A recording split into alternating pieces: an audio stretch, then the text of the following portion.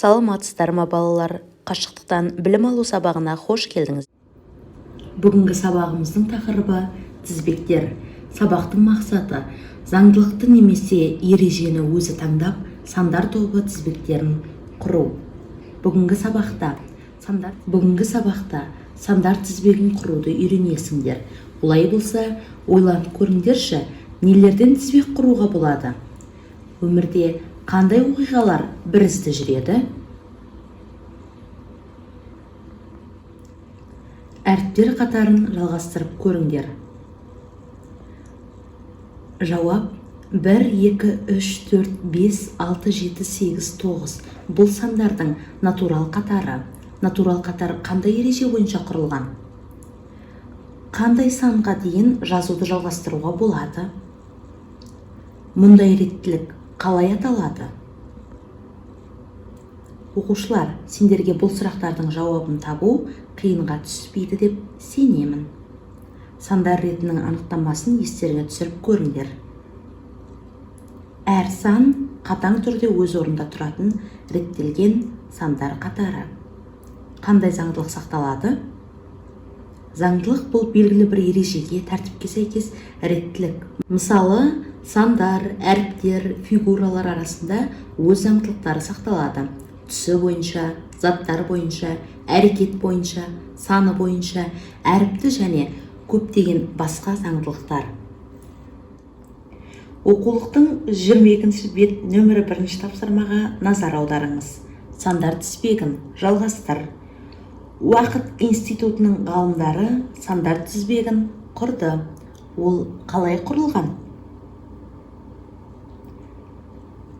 29, 28, 26, 23 тізбектің құрылуына көңіл аударып қарап шығыңыздар. Ойлануға уақыт беріледі.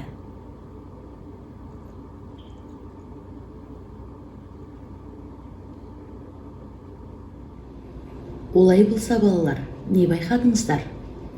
Екінші сан бірінші саннан 1-ге кем, үшінші сан екінші саннан 2-ге кем, төртінші сан үшінші саннан 3-ге кем, келесі сан алдыңғы саннан 4-ге кем.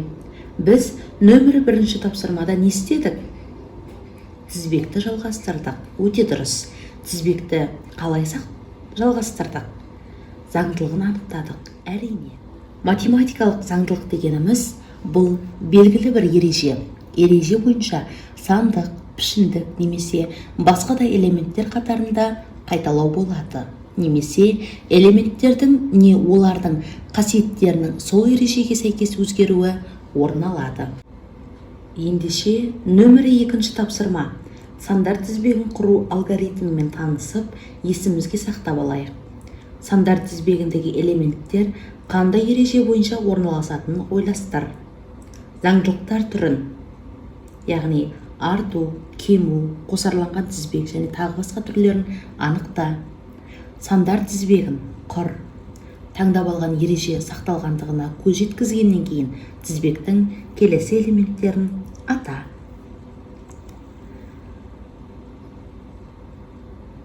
Жиырма үшінші беттегі нөмірі 3-ші тапсырмаларды орындаймыз. Сандар тізбегін жалғастыр. Тәжірибе жүргізу үшін профессорға заңдылықты жалғастыру керек. Келесі 2 элементті атап, профессорға көмектес. Көмек бұл сандардың қосарланған тізбегі. Онда сандардың 2 тізбегі біріктірілген. Олардың әрқайсысының өз заңдылығы бар.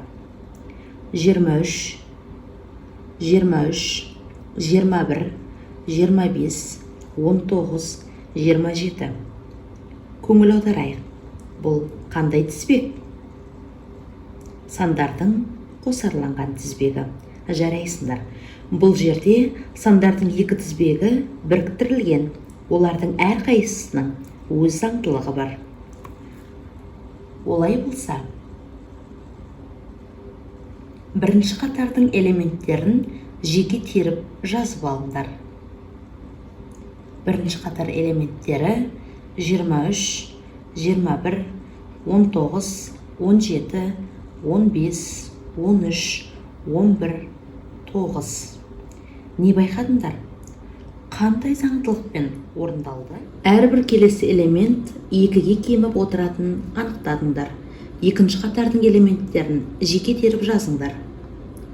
23, 25, 27, 29, 31, 33. Бұл тізбектен не байқадыңдар?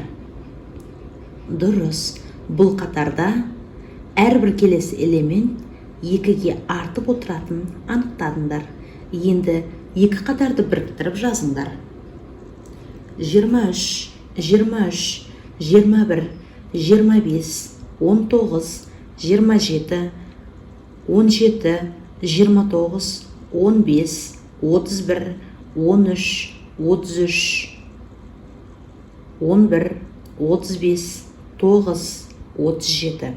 Жарайсыңдар, сандар тізбегін тамаша жалғастыра білдіңдер. Нөмір 4-ші тапсырмаға көшейік. Мәтіндегі заңдылыққа сәйкес келетін сандардың барлық тізбегін таңдап ал. Арман мен Әлия балаларға арналған жазғы ғылыми лагерьге баруға неше күн қалғанын санады. Ақпаратты күн ара жазып отырды.